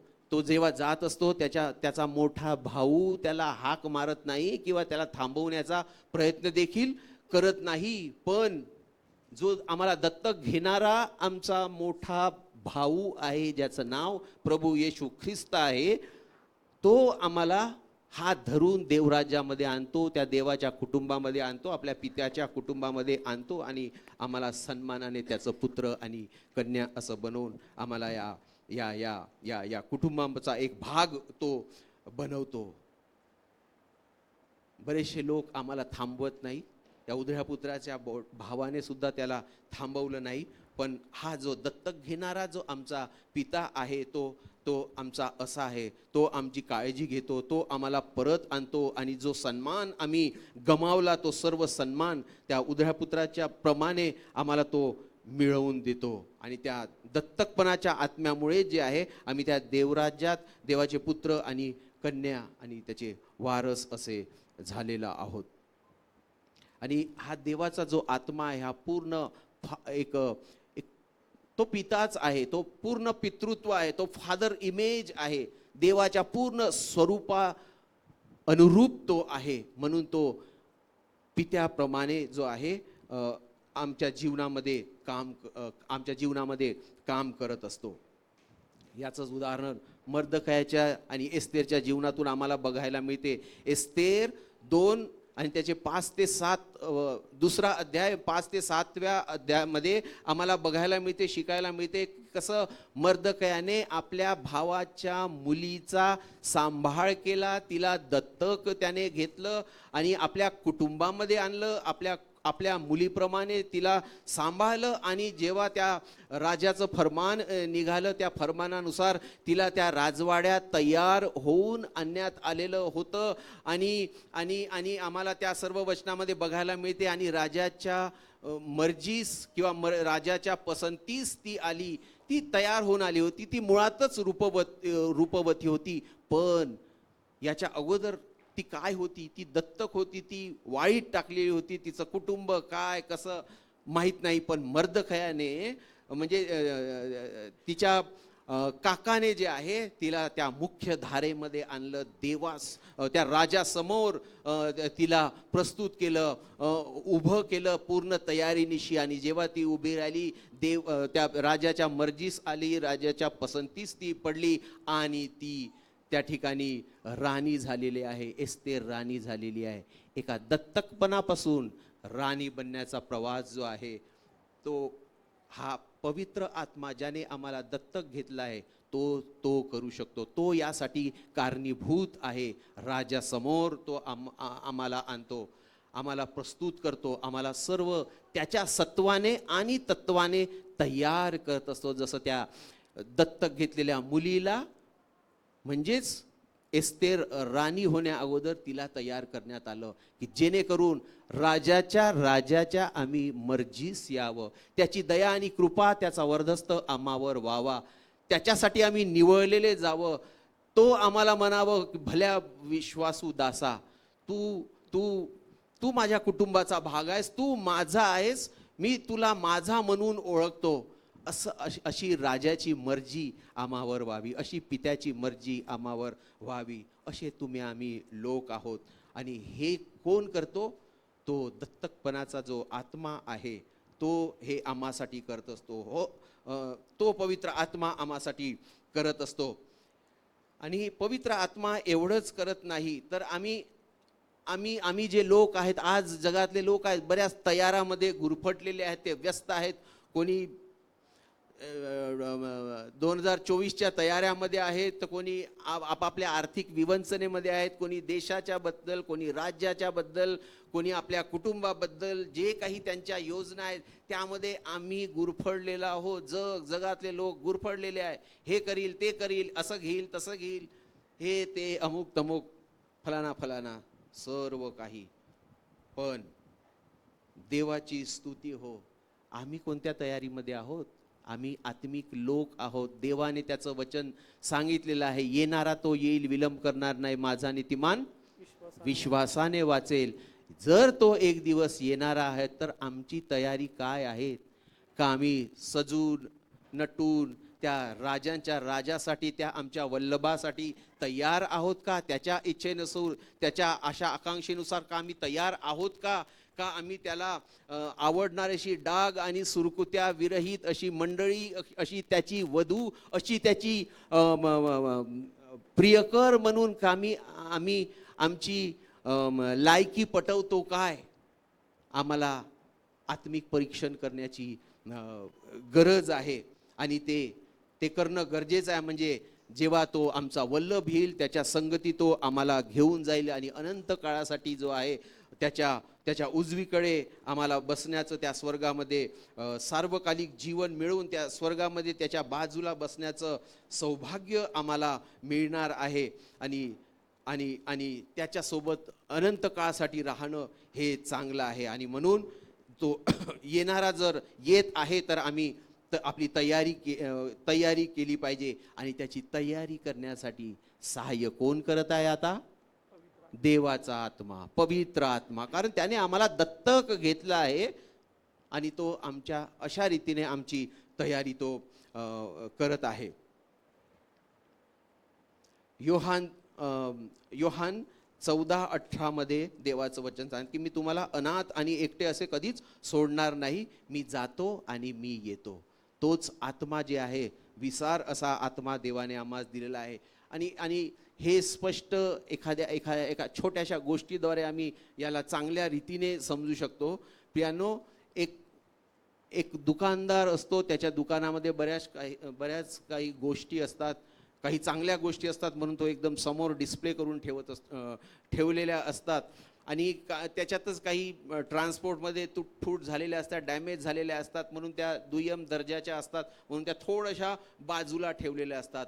आणि मग एक वस्तू विकत घेणारा त्या ठिकाणी येतो आणि तो त्या ठिकाणी बघतो आणि त्याला बरं वाटते म्हणजे काय? त्या सर्वच वस्तू त्याला बऱ्या वाटतात म्हणून तो सर्व वस्तूचं जी काही किंमत आहे तो किंमत त्या ठिकाणी त्याच्याशी ठरवली जाते आणि तो म्हणतो की मला हे सर्वच पाहिजे.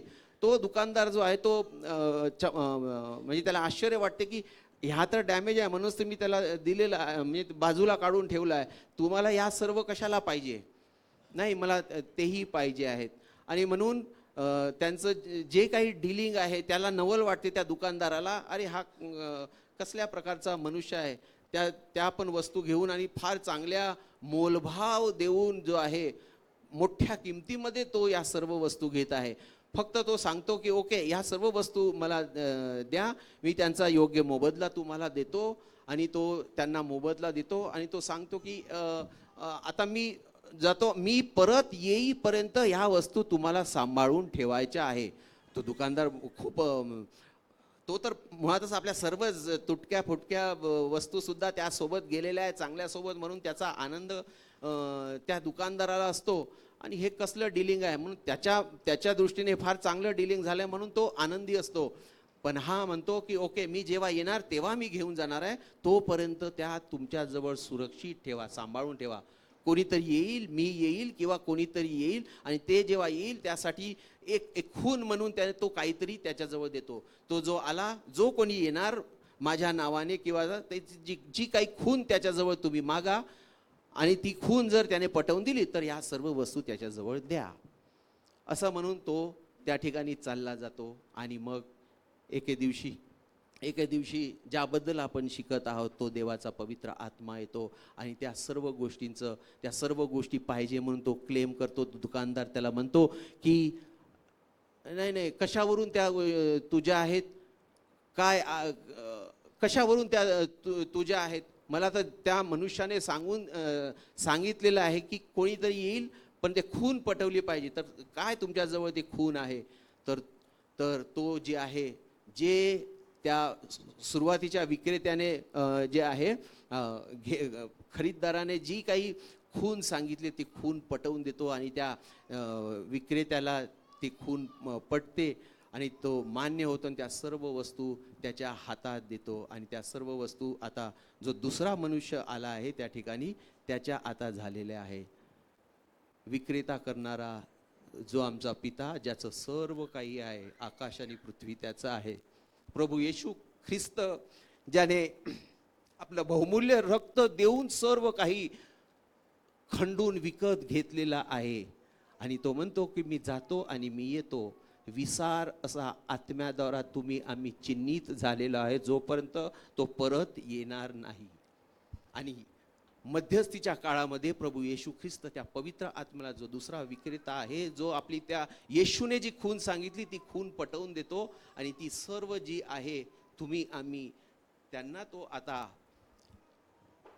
दत्तक म्हणून आता त्याचा स्वीकार करतो. तो येईपर्यंत, प्रभू येशू येईपर्यंत हे त्यांचा जे आहे डीलिंग त्या ठिकाणी झालेलं आहे.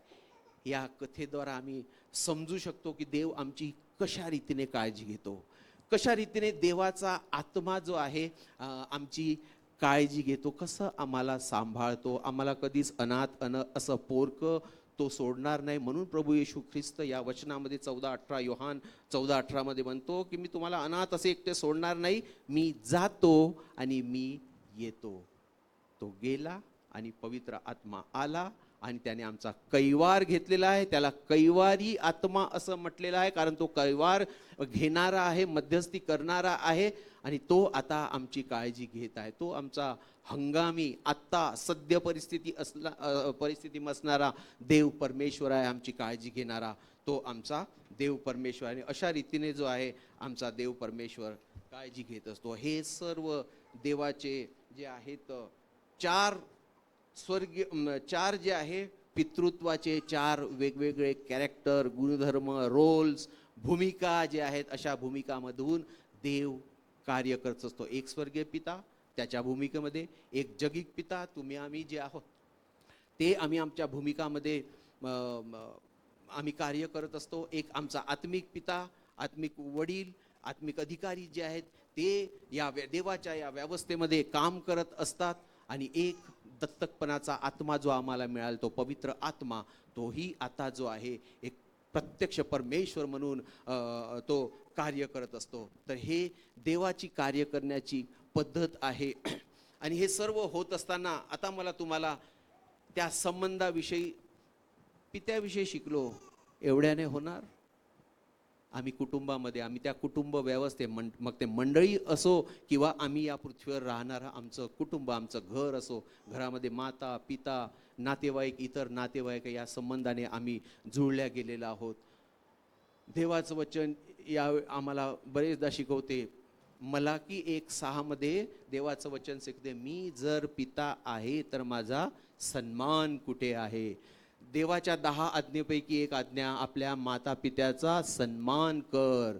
आता दोन व्यक्तिमत्व या ठिकाणी येतात कुटुंबामध्ये. एक तर पिता, जगिक पिता म्हणूया, आता आम्ही त्याच सर्व पित्यांच्या भूमिकेमध्ये आहोत. जगामधला पिता आत्मिक पिता पण असू शकतो, कारण देवाच्या ज्या आत्मिक योजना आहे त्याचं वहन कुटुंबामध्ये करण्यासाठी तो जबाबदार असतो. म्हणून एखाद्या लेकरासाठी आपल्या कुटुंबातला जो पिता आहे तो त्याचा आत्मिक पिता पण होऊ शकतो. मंडईमध्ये मंडईचे जे पाळक आहेत ते आमचे आत्मिक पिता आहेतच आहेत.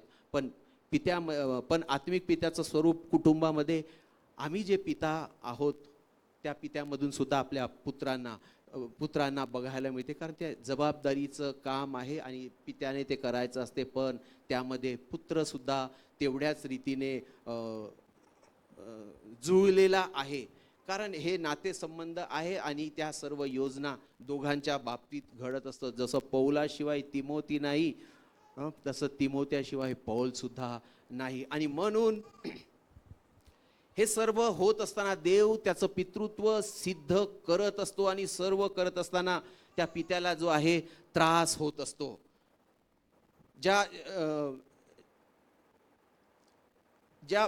कारण आमचा जगिक पिता जो आहे, ज्या भावना आपल्या लेकरांबद्दल, आपल्या मुलांबद्दल ठेवलेला असतो, त्याला त्याची जाणीव असते की त्याच्यासाठी काय योग्य आहे, काय करावं, कसं करावं हे त्याला माहीत असते आणि आपल्या लेकरांनी ते करावं. आणि जेव्हा त्याला ते होताना दिसत नाही तर त्याचं एक आक्रंदन किंवा त्याचं हृदय जे आहे ते आतून रडत असते. आणि हा जो पिता आहे हा नेहमी अशा विवंचनेमध्ये असतो. खरं तर कुटुंबामध्ये बऱ्याच गरजा असतात, बऱ्याच समस्या असतात, आर्थिक गरजा असतात. आमच्या लेकरांना जे आहे, आमच्या मुलांना विशेष करून ऐका, मुलांनो, बहुधा असं वाटत असते हे काय आहे, पिता आहे, पित्याची जबाबदारी आहे की आता हे जे कुटुंबावर आलेलं आर्थिक संकट आहे ते त्याने दूर करावं, त्यासाठी वाटेल ते करावं आणि पैसा कमवून आणावा, किंवा दुसऱ्या कुठल्याही प्रकारची समस्या असेल तर कुटुंबाचा एक प्रमुख म्हणून पित्याने पुढे यावं, ते त्याने करावं, ही त्याची जबाबदारी आहे. अशी भावना कुटुंबामध्ये, बरेचदा समाजामध्ये, कुटुंबामध्ये आम्हाला बघायला मिळते. होय, खचितच तो पिता जो आहे ह्या सर्व गोष्टीमध्ये तो लढत असतो, तो फाईट करत, तो सर्व गोष्टीची झुंज देत असतो. पण हे सर्व करत असताना आपल्या पुत्राबद्दल त्याला वाटत असते की त्याने समजावं, त्याला याची जाणीव व्हावी.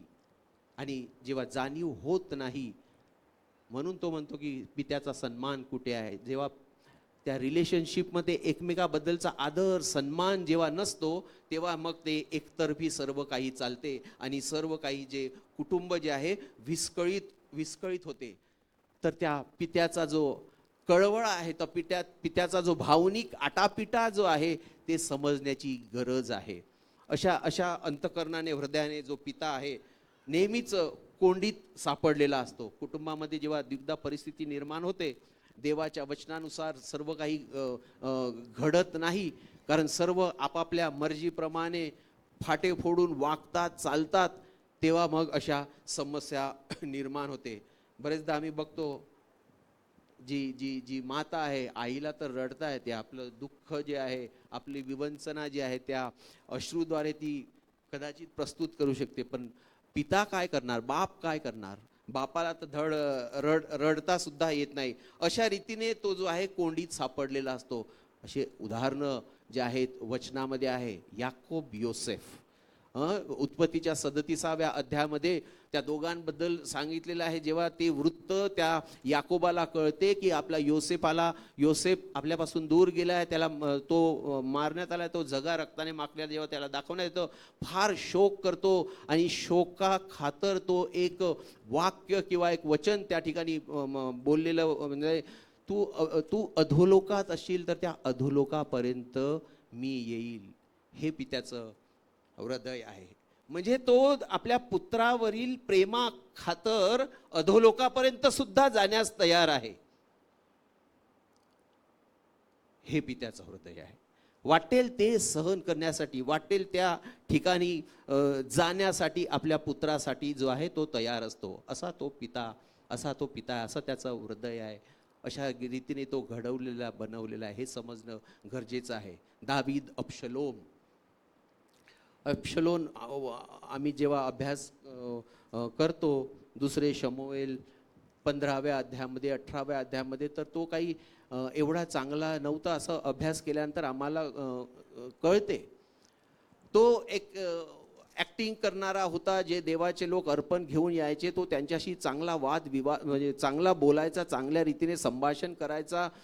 ज्या कारणासाठी ते अर्पण आणत आहे त्याबद्दल तो गोड बोलायचा आणि सर्व गोड बोलून लोकांना जो आहे आपल्या पित्या विरुद्ध एक प्रकारे फितवत होता. देवाच्या नियमाप्रमाणे देवाच्या घरामध्ये अर्पण घेऊन येणं गरजेचं आहे, पण तो मध्येच थांबून जो आहे आपला एजेंडा जो आहे, आपला वेगळा एजेंडा जो आहे चालवत होतं. काहीतरी मिश्रित एजेंडा तो चालवायचा.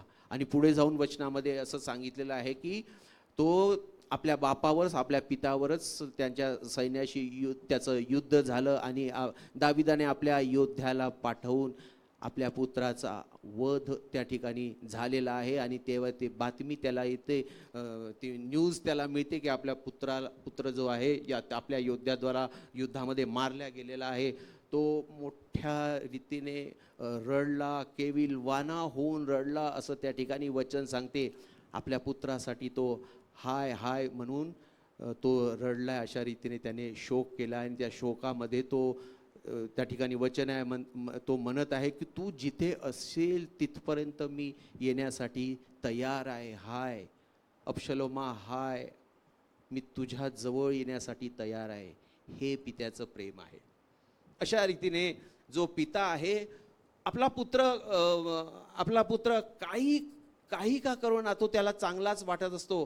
का तर त्याच्या मागची त्याची भावना असतो की त्याने मागे वळावं, त्याने क्षमा मागावी. तर तो त्याचा पिता जो आहे त्या उधळ्या पुत्राप्रमाणे तयार बसलेला असतो. त्या उधळ्या पुत्राच्या त्या बोधकथेमध्ये आम्हाला तो अर्ध्या रस्त्यात पुढे चालवून गेला. तो आपल्या वाट पाहत बसला नाही आपल्या त्या वाड्यामध्ये किंवा घरामध्ये. तो जेव्हा येणार आहे ते वृत्त कळलं, तो अर्ध्या रस्त्यामध्ये चालवून गेला. हा पिता आहे, हे पित्याचं हृदय आहे. अशा तत्वाने जे आहे देवाने आम्हा पित्यांना घडवलेला आहे, बनवलेला आहे. आणि म्हणून जो पिता आहे, जो बाप आहे, तो बापच असतो. जो बाप आहे तो बापच असतो.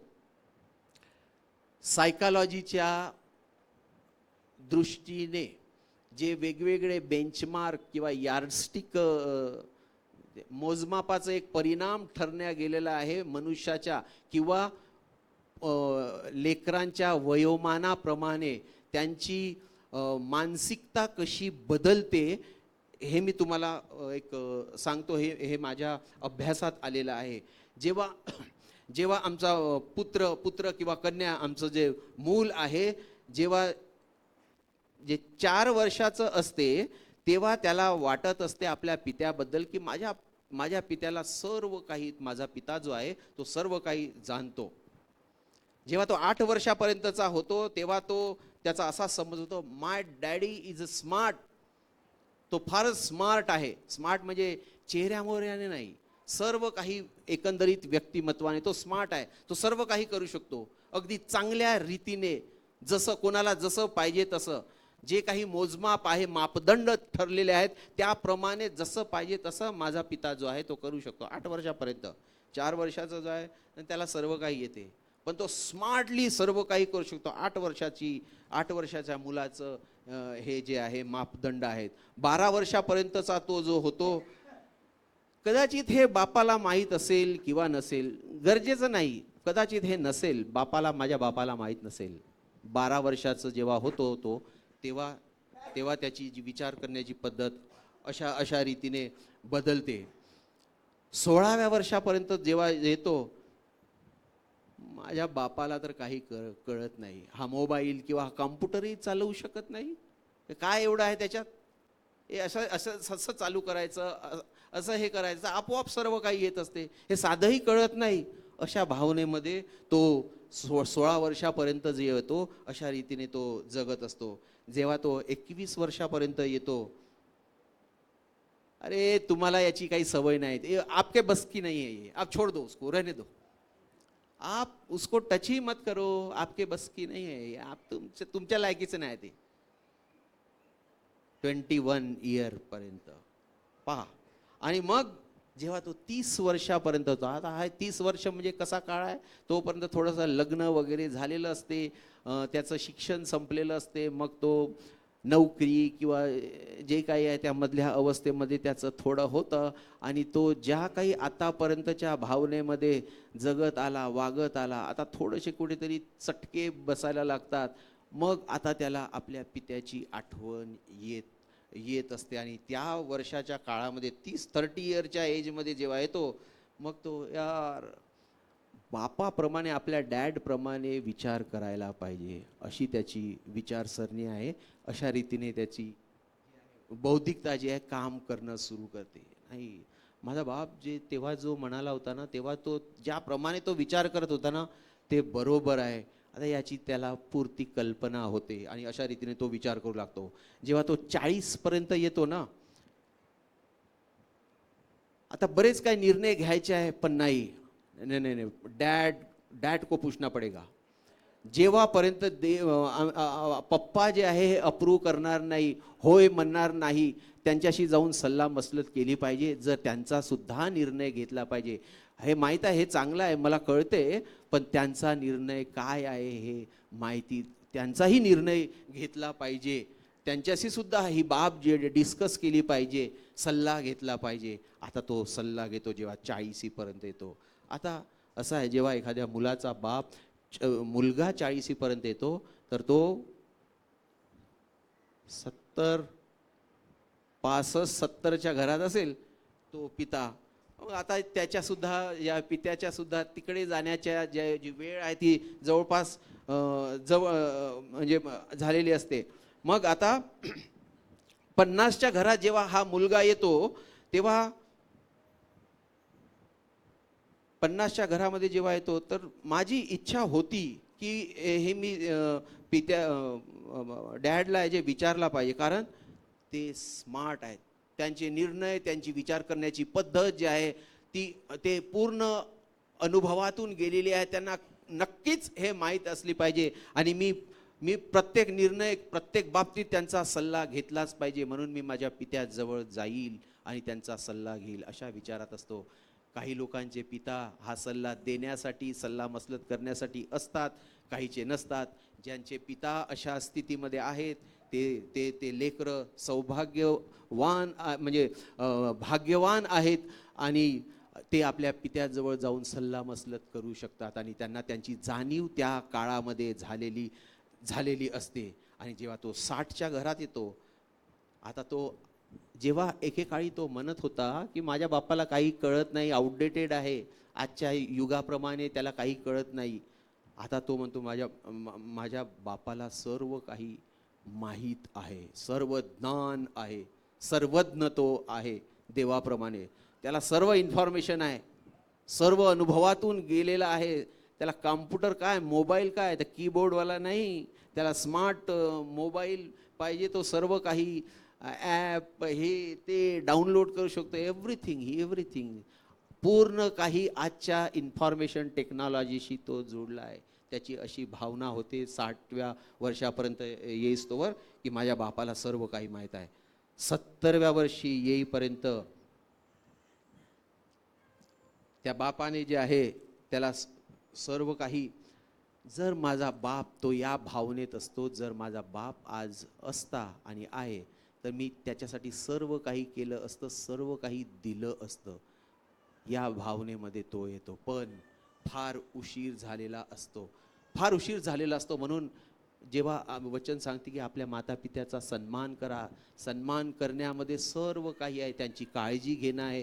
जशी काळजी ते आमची घेतात, आपल्या लेकरांची घेतात, तशीच काळजी त्यांच्या वृद्धापकाळामध्ये आम्ही घेतली पाहिजे. अन्यथा आम्हाला बरेच उदाहरणं त्या ओल्ड होम एज आणि बरेचसे उदाहरणं आम्हाला माहीत आहे. पण देवाचं वचन या ठिकाणातून ऐकणाऱ्या लेकरांनो, हा देवाचा शब्द आहे की आम्ही केवळ मातापित्याचा सन्मानच नाही, रिस्पेक्टच नाही, तर त्याची जशी त्यांनी आमची काळजी घेतात तशीच आम्ही सुद्धा जे आहे लेकरांनी आपल्या मातापित्याची काळजी घेणं गरजेचं आहे. आणि हा देवाचा नियम आहे. कारण देव आणि ह्या सर्व गोष्टी सांगण्याचं गरज काय आहे की तुम्ही लेकरं जे आहे आगाऊ जागृत व्हावं, तुम्हाला आगाऊ त्याची जाणीव कल्पना व्हावी. कारण जर तुम्हाला माहीतच नाही आणि चुकीने किंवा अनअवधानाने तुम्ही त्यांचा सन्मान करत नसाल, त्यांचा रिस्पेक्ट करत नसाल आणि त्यांच्यापासून दूर जात असाल, तुमचे आणि पित्याचे आणि पुत्राचे घरामधले संबंध जर सुरळीत नसेल, तर ते कुटुंब जे आहे टिकत नाही, ते बिघडतच जाते. सुसूत्रता त्या कुटुंबामध्ये नांदत नाही. आणि देवाचं कुटुंब असं असावं असे आमच्या पित्याने कल्पना केलेली नाही आहे. त्याने आम्हाला त्याच्याशी जोडलेलं आहे. ज्या पित्याशी आम्ही जर जोडलेला आहोत, तो देव कसा आहे? देव प्रीती आहे. देव प्रीती करतो म्हणून तो देव नाही आहे. देव आम्हावर प्रेम करतो, प्रीती करतो म्हणून तो देव नाही आहे. तो प्रीतीच आहे. देव प्रीती आहे, देवाचं वचन आहे. तो प्रीतीच आहे म्हणून तो आम्हावर प्रेम करतो, आमची काळजी घेतो, आम्हाला सर्व काही जो आहे तो देत असतो. आणि सर्व परिस्थितीमध्ये तो आमच्या सोबत असतो. वरील दोन उदाहरणं, याकोब योसेफ आणि दावीद आणि अबशलोमाचं उदाहरण आम्हाला हे सांगते की तो शोक करून मी जिथं तू असेल तिथं मी येण्यास तयार आहे, असा तो बाप, असं बापाचं पुत्रावरचं प्रेम प्रदर्शित होते. आणि त्या क्वालिटीमध्ये तो पिता जो आपल्या पुत्रावर कसा प्रेम करतो हे आम्हाला दिसते. आणि एक बाप जो आहे जीवन आणि मरण सुद्धा देण्याचं जे सामर्थ्य आहे त्या बापामध्ये आहे. आम्हाला दुसरे राजे 3:27 मध्ये त्या मोवाबी राजाचं उदाहरण माहीत आहे, जो शेवटी आपल्या पुत्राचा बळी किंवा पुत्राचा होम जो आहे त्या ठिकाणी देतो, आपल्या पुत्राचा वध करतो आणि त्यामुळे इस्रायलावर देवाचा कोप भडकतो. पित्याच्या हातून मोवाबी राजाला विजय मिळण्यासाठी आपल्या पुत्राचं बलिदान त्या ठिकाणी द्यावं लागलेलं आहे. जीवन देणारा तो जन्मदाता आहे, पण तो मृत्यू सुद्धा देतो. म्हणूनच देवाचं वचन ते पहा, जीवन आणि मृत्यू तुझ्या हातामध्ये ठेवला आहे, जीवनच निवडून घे, जीवनच निवडून घे. आणि इप्तताच्या बाबतीत तो जो एक शास्त्र, जरी का तो वेश्यापुत्र होता तरी पण तो शास्ता होता. आणि शास्ते 11व्या अध्यायामध्ये त्याबद्दल सर्व वर्णन केलेलं आहे. इप्तताच्या बाबतीत अमोनी लोकांकडून तो इस्रायलसाठी जो युद्ध लढला, युद्धामध्ये तो जिंकला आणि जिंकल्यानंतर तो त्याने एक नवस ठेवला त्या अमोनी लोकांशी किंवा त्या राजाशी, मी जर जिंकलो तर तुम्ही मी जर जिंकलो, देवाने जर या युद्धामध्ये मला विजय दिला तर मी काय करेल, त्याच्यासाठी मी जेव्हा आपल्या घरी परत जाईल तेव्हा दारामध्ये माझ्या घरी परतत असताना जो कोणी जसा काही पहिला प्राणी दिसेल त्याचं बलिदान, त्याचं अर्पण मी तुझ्यासाठी देईल, असा तो नवस बोलतो. आणि तो नवस बोललेला असताना युद्धामध्ये त्याला विजय मिळते. त्या इप्तताला विजय मिळतो. आणि विजय मिळाल्यावर जेव्हा तो आपल्या घरी जातो, जो नवस बोललेला असतो त्यानुसार सर्वप्रथम त्याच्या दारात कोण येते? त्याची मुलगी येते. नवस तर तो देवाशी बोललेला आहे, देवाने वर दिलेला आहे, देवाने विजय दिलेला आहे. आता याची टर्न आहे, याची आता वेळ आहे की ते आपला नवस पूर्ण करावा. प्रियानो, बहुधा आम्ही नवस बोलूच नाही, आणि जर बोलला तर तो पूर्ण करावा. जर वर देवाजवळ आम्ही जर वर मागितला, नवस मागितला, तर तो आम्ही पूर्ण करावा. देवाचा काय तो असा कडक नियम नाही आहे, अशी कडक व्यवस्था नाही आहे, पण जर जो बोलला तो पूर्ण करावा. आता त्याची पाळी आहे आणि मग त्याला आपल्या मुलीला अर्पण म्हणून द्यावंच लागतं. तर बाप जो आहे जीवन सुद्धा म्हणजे जीवन तर देतो, जीवन देणारा बाप मरण सुद्धा देऊ शकतो.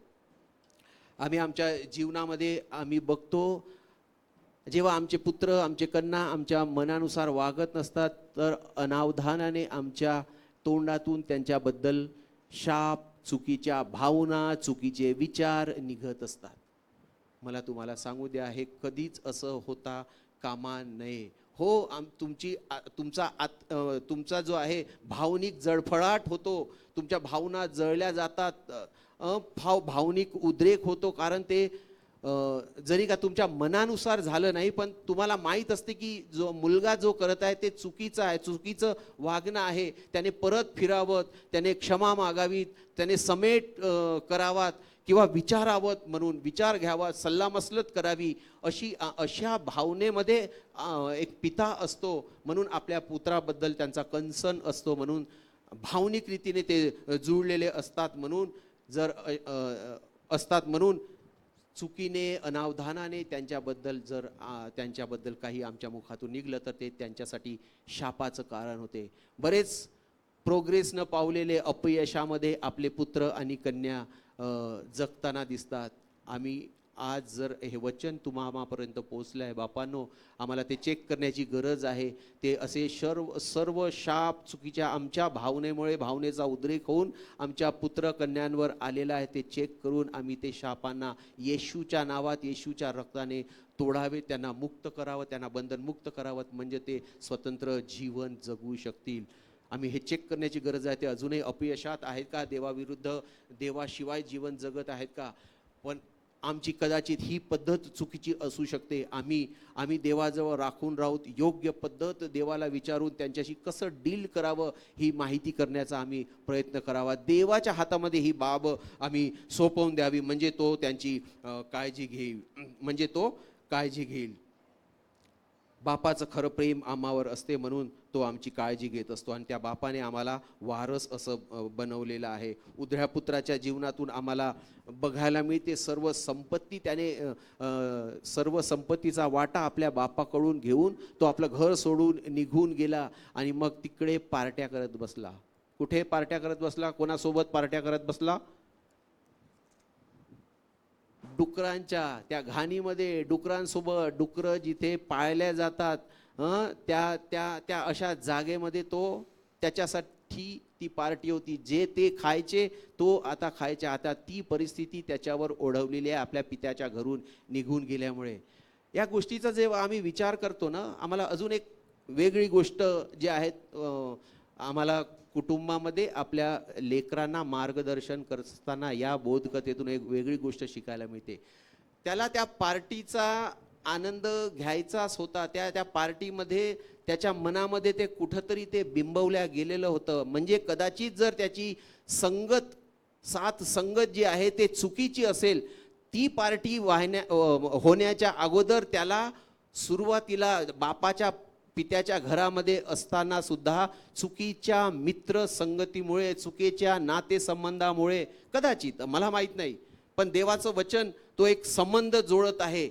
अलीकडे जो आहे त्याचा संबंध अशा चुकीच्या गोष्टीशी जडलेला होता, म्हणून त्याची पुनरावृत्ती व्हावी, ते प्रत्ययास यावं म्हणून तसा प्रसंग त्याच्या जीवनामध्ये घडत आहे. देवाच्या प्रिय लोकांनो, पुत्रांनो, आम्ही जगामध्ये आता देवाचे पुत्र कन्या म्हणून वावरत आहोत, जगत आहोत, पण आता आम्ही या सद्य परिस्थितीमध्ये आम्ही आज आमच्या जगामधील लोकांसोबत, समाजामध्ये आमचे संबंध दुसऱ्यांशी कसे आहेत हे चेक करणं गरजेचं आहे. देवाच्या न्यायाला जर सामोरे जायचं असेल, आमच्या बाबतीत पुढे जाऊन भविष्यात काही ॲक्सिडेंट व्हायचे असतील, अघटित असं जर घडायचं नसेल, तर आताच आम्ही आमचे चुकीचे रिलेशनशिप, चुकीचे मित्र संबंध, असे सर्व जे व्यवहार आहेत, चुकीचे व्यवहार अशा सर्व चुकीच्या गोष्टी जे देवाच्या नुसार जे योग्य नाही आहेत ते आत्ताच आम्ही सोडल्या पाहिजे. आणि असे जेव्हा आत्ताच जर आम्ही त्या सोडून देवाशी आपले सलोख्याचे संबंध स्थापित केले तर देव आमची पुनर्स्थापना करेल. कदाचित त्याच्यासारखा प्रसंग ओढवण्याची गरजच पडणार नाही. सुरुवातीपासूनच मी आता या ठिकाणी कदाचित हा शब्द वापरेल, कारण असं पूर्वीच काही असल्यामुळे तो तेवढ्या टोकाच्या याला जाऊ शकला नसेल. जरी काय आहे, या सर्व वचनातून देव आम्हाला शिकवतच आहे. तो फिरून पुन्हा आला आणि जेव्हा पुन्हा तो येतो, पित्याचं हृदय पहा. पिता त्या मार्गामध्ये घरातून आपल्या वाड्यातून पुढे जाऊन जो आहे त्याचं स्वागत करायला तयार असतो. आणि वचन आम्हाला त्या ठिकाणी शिकवते की त्याला अंगठी देण्यात आली, त्याला जोडे घातण्यात आले, त्याला अंगरखा घालण्यात आला, चांगले नवे कपडे घालण्यात आले, त्या ठिकाणी मोठं पुष्ट कोकरू कापण्यात आलं. म्हणजे मोठी मेजवानी आहे आणि मोठा आनंद करण्यात आलेला आहे.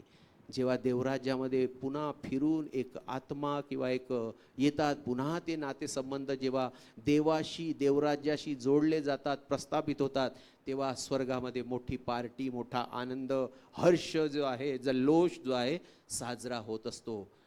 फिरून तो उधळ्या पुत्र जो आहे आलेला आहे. हे वचन ऐकत असताना अशी सर्व मुलं, अशी सर्व लेकरं जे अजूनही देवाशी किंवा आपल्या पिताच्या संबंधाशिवाय जीवन जगत आहेत, फरफटलेले आहेत, मार्गावरून मार्ग भटकलेले आहेत, हे वचन त्यांच्यासाठी आहे. आणि ते हेच की देव आम्हाला पुन्हा जोडणार आहे, देव आम्हाला पुन्हा त्याच्या राज्यामध्ये फिरून आणणारा आहे आणि त्याच्या जोडणारा आहे आणि एकत्रितपणे आनंद करणार आहे. गरज आहे आम्हाला फिरण्याची, गरज आहे अशा लेकरांना जाणीव होण्याची की माझ्या पित्याचं हृदय कसं आहे. त्याला उशिरा जाणीव झाली आहे आणि त्याने निरोप पाठवला, मी येत आहे म्हणून. त्याचा मोठा भाऊ जो आहे, परिवारातील इतर सदस्य कदाचित नाराज होतील, त्या मताशी सहमत नसतील, पण पिता मात्र पुत्राला क्षमा करणारा, दया दाखवणारा, त्याच्या संगती राहणारा, त्याच्यावर प्रेम व्यक्त करणारा आहे म्हणून त्याच्या येण्याने त्याला मोठा आनंद होते. असे आम्ही देवाचे निवडलेले लोक म्हणजे पिता असे लोक आम्ही आहोत. ह्या सर्व वचनातून देव आमच्याशी बोललेला आहे. तो आमचा कसा पिता आहे? तो स्वर्गीय पिता आहे, तो आमचा जगिक पिता आहे, तो आमचा आत्मिक पिता देखील आहे आणि त्याने आम्हाला दत्तक घेतलं म्हणून तो आमचा दत्तकपणाचा पिता सुद्धा आहे. त्याने आपल्या क्वालिटीज जे आहे तो आम्हावर प्रेम आणि प्रेम आणि प्रेमच करत असतो, कारण परमेश्वर प्रीती आहे. त्याने आम्हाला त्याचं वारस असं केलेलं आहे आणि जीवन आणि मृत्यूचाही अधिकार आमच्या या पित्याच्या हातामध्ये आहे, हेही त्याने दाखवून दिलेलं आहे. एक प्रेम करतो, बोध करतो, चेतावणी सुद्धा देण्यास आमचा पिता जो आहे, जो तो सक्षम आहे. हे आमच्या पुत्राने जे आहे हे भलीबाती जे आहे आम्ही ते जाणून किंवा याची माहिती त्याला असावी. आणि जेव्हा फिरून कुटुंबामध्ये एक आत्मा किंवा एक आमचा पुत्र येतो, देव आमचं स्वागत करण्यासाठी तयार असतो. असा आमचा पिता आहे. आणि या सर्व वचनाद्वारा देव आम्हाला आशीर्वादित करो म्हणून आमचा देव म्हणत आहे, मी जर तुमचा पिता आहे. मलाकी 1:6 मध्ये देवाचं वचन सांगते, मी जर तुमचा पिता आहे तर माझा सन्मान कुठे आहे. आम्ही देवाचा सन्मान करणं शिकलं पाहिजे. जसा आम्ही देवाचा सन्मान तर करतो, देवाबद्दलचा भाव आमच्यामध्ये आहे, देवाचं भय आम्हामध्ये आहे. कदाचित भयापोटी का असुना देवाचा सन्मान करतो, पण त्याच समानार्थी ज्या स्वर्गीय पित्याने जगिक पित्याला सुद्धा समानार्थी बनवलेलं आहे, त्याच्या प्रतिरूपाचं बनवलेलं आहे, त्याचा सुद्धा सन्मान आज या ठिकाणातून वचन ऐकणाऱ्या लेकरांसाठी आहे आणि त्या लेकरांनी त्यांचा सन्मान केला आहे. म्हणून देव हे वचन या ठिकाणी बोलत आहे, जर मी तुमचा पिता आहे तर माझा सन्मान कोठे आहे. देवाच्या लोकांनो, आम्ही पिताही आहोत, आम्ही कोणाचे पुत्र सुद्धा आहोत, म्हणून त्या स्वर्गीय पिताचा जो सर्वतोपरी आहे, जो सर्वोच्च आहे, जो सार्वभौम आहे, जो सर्वशक्तिमान आहे, जीवन आणि मृत्यूचा अधिकार ज्याच्या हातामध्ये आहे, जो सर्व काही करू शकतो, जो अधिकाराने संपन्न आहे, त्या देवाचा आम्ही आमच्या सर्व जीवनातून सर्वतोपरीने प्रयत्न आम्ही केला पाहिजे की त्याचा सन्मान, त्याची आराधना, त्याचं गुणगौरव आमच्या भरीव जीवनातून व्हावं, त्याला गौरव आणि त्याला सन्मान मिळावं. आमेन. देवाची स्तुती हो. पुढील वेळ मी पास्टांच्या हातात देते.